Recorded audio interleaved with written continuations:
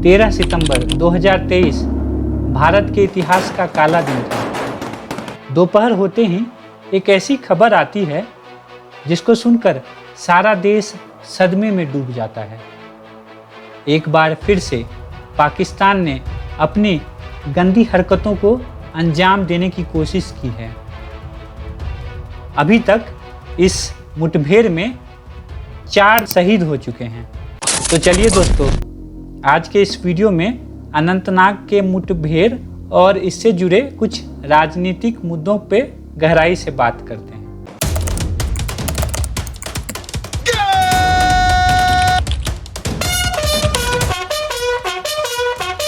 मेरे परिवारजनों, छत्तीसगढ़ की ये भूमि 12 सितंबर इंडियन आर्मी और पुलिस को राजौरी इलाके में कुछ आतंकवादी गतिविधियां होने का पता चलता है। इसके साथ ही Jammu Kashmir police department Indian army के साथ एक जॉइंट ऑपरेशन स्टार्ट कर देती है और ये ऑपरेशन एक बहुत बड़ा रूप ले लेता है। जैसे जैसे शाम होते जाती है, इस स्थिति का फायदा उठाते हुए आतंकवादी इस जॉइंट ऑपरेशन टीम पे अंधाधुंध फायरिंग करना स्टार्ट कर देते हैं और ये फायरिंग रात भर चलती रहती है। इंडियन आर्मी के खोजी कुत्ते केंट, उसको गोली लगने से उसकी मृत्यु हो जाती है और सुबह होते होते आर्मी के कुछ जवान जो बुरी तरह से जख्मी थे, उनको भी पूरी तरह से कोशिश की जाती है चिकित्सा देने की, बट बहुत ज़्यादा खून बह जाने से हमारे 3 जवान शहीद हो जाते हैं। जैसे ही जवानों के शहीद होने की खबर उनके परिवार को मालूम चलती है, तो मानो उनके पैर के अंदर से जमीन खिसक जाता है। उन परिवारों पे क्या बीतती होगी जिस परिवार ने अपना एक सदस्य खो दिया है, जिस माता ने अपना बेटा खो दिया है, जिस बहनों ने अपना भाई खो दिया है। जरा उनसे जाके पूछिए। एक तरफ जहां शहीद जवानों के लाशों पे फूलों की माला चढ़ रही थी, तो दूसरी तरफ हमारे प्रधानमंत्री फूलों की वर्षा का आनंद ले रहे थे। सवाल ये उठता है कि क्या अब हमारे देश की जनता को यही देखना बाकी रह गया था? और तो और गोदी मीडिया भी चुप्पी साधे था। वही गोदी मीडिया जो शहीदों पे राजनीति करता है। मोदी जी दिवाली मनाने के लिए जवान के साथ गए हैं, मोदी जी जवान के साथ मिठाइयाँ खा रहे हैं। कहाँ गए अभी वो मोदी जी? क्यों नहीं वो सवाल पूछ रहा है मोदी जी से? क्या अब बीजेपी और मोदी जी की राजनीति का स्तर इतना नीचे गिर गया है? क्या अब मोदी जी को सत्ता की लालच के सिवाय और कुछ नजर नहीं आता है? आज देश को बीजेपी और मोदी के इस बहरूपीय चेहरे का पता चल गया है। दोस्तों, एक बात पे गौर कीजिएगा। जैसे जैसे चुनाव नजदीक आता जाता है, मोदी जी के शब्दों का तरीका बदलता जाता है। क्या देश की जनता को बेवकूफ बनाना इतना आसान हो गया है? आप खुद गौर कीजिएगा। पहले मोदी जी संबोधन में मित्रों करके बुलाते थे और आजकल उनके बोलने का तरीका बदल गया है। जैसे जैसे चुनाव नजदीक आ रहा है, अभी वो परिवारजन करके बुलाते हैं। मैं आपसे एक सवाल पूछता हूँ, क्या अगर आपके परिवार में कोई बुरी घटना घट जाए तो क्या आप ऐसे ही जश्न मनाइएगा? क्या आपके परिवार में किसी सदस्य का मृत्यु हो जाता है तो क्या आप ऐसे ही मोदी जी के तरह फूलों की वर्षा का आनंद लीजिएगा? आज देश ये सोच में पड़ गया है, मोदी जी के परिवारजन का क्या मतलब रह गया है? क्या ये एक ओछी सी राजनीति कर रहे हैं? कभी कभी तो मुझे पीएम शब्द का मतलब प्राइम मिनिस्टर कम पार्टी मिनिस्टर बहुत ज्यादा नजर आता है। आज आप भी देख सकते हैं, आज देश के प्रधानमंत्री मोदी जी की प्राथमिकताएं शहीद जवानों के परिवार के दुख में साथ रहने से ज्यादा चुनावी रैलियां हैं।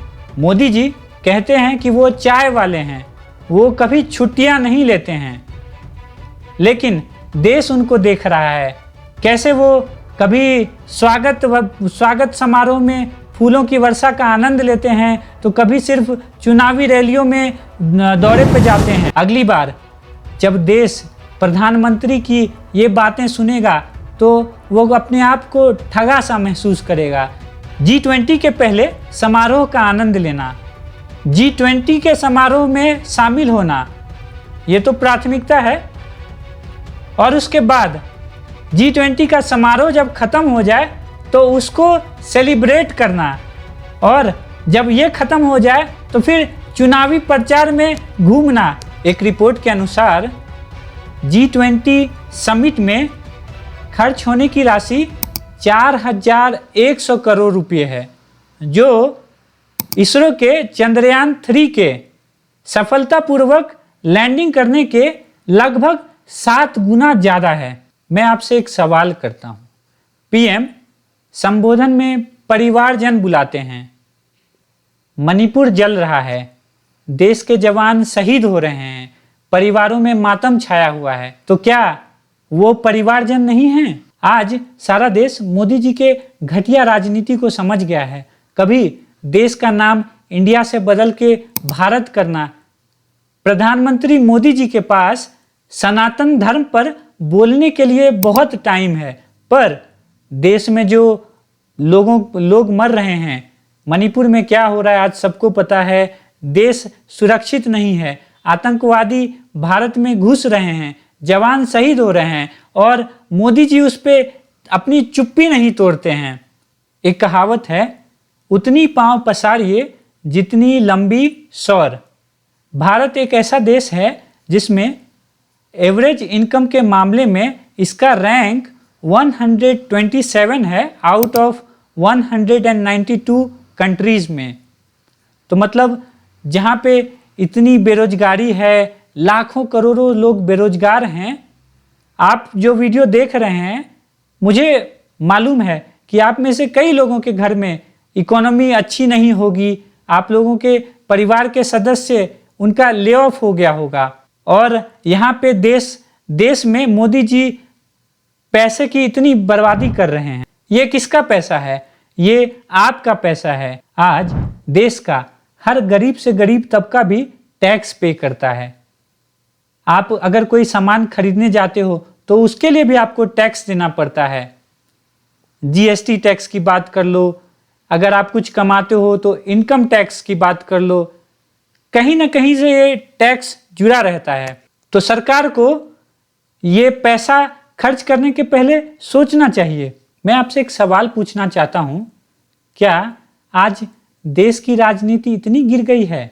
आए दिन जब देखो राजनीतिक पार्टियां, मोदी जी, बीजेपी, कभी राम मंदिर का मुद्दा, तो कभी सनातन धर्म, तो कभी भारत का नाम बदलना। मतलब ये आप कौन सी राजनीति कर रहे हैं? देश में विकास की राजनीति का क्या होगा फिर? आज देश का हर नागरिक ऐसी गंदी राजनीति को समझने लगा है। जब जब चुनाव नज़दीक आता है तो आप सर्जिकल स्ट्राइक की बात करके लोगों की भावनाओं की राजनीति करते हैं। जब जब चुनाव नज़दीक आता है तो आप धर्म की राजनीति करते हैं। जैसे जैसे चुनाव नज़दीक आता जाता है, आप देखिएगा फिर से मोदी जी पाकिस्तान पे अटैक या कोई ना कोई नया एक मुद्दा लेते आएंगे। ये एक सस्ती राजनीति का माध्यम हो गया है। दोस्तों, इस वीडियो के माध्यम से मेरा ये मकसद है कि आप इन राजनीतिक पार्टियों के बात सुनने से पहले खुद से सवाल कर सकें, क्या आपके लिए विकास महत्वपूर्ण है, या फिर ये धर्म की राजनीति आपका पेट भरने वाली है, या फिर ये इंडिया का नाम अगर बदल दें, इंडिया से भारत कर दें, तो फिर आपके घर में रोजगार आने वाला है। आप खुद से सवाल पूछिए। तो चलिए दोस्तों, आज का वीडियो यहीं समाप्त करते हैं। अगर आपको इस वीडियो में सच्चाई नज़र आती है तो इसे ज़्यादा से ज़्यादा लोगों के साथ शेयर कीजिए, ताकि उन्हें भी ये बीजेपी और मोदी जी की गंदी राजनीति समझ आ सके। और इस चैनल को सब्सक्राइब कीजिए। धन्यवाद।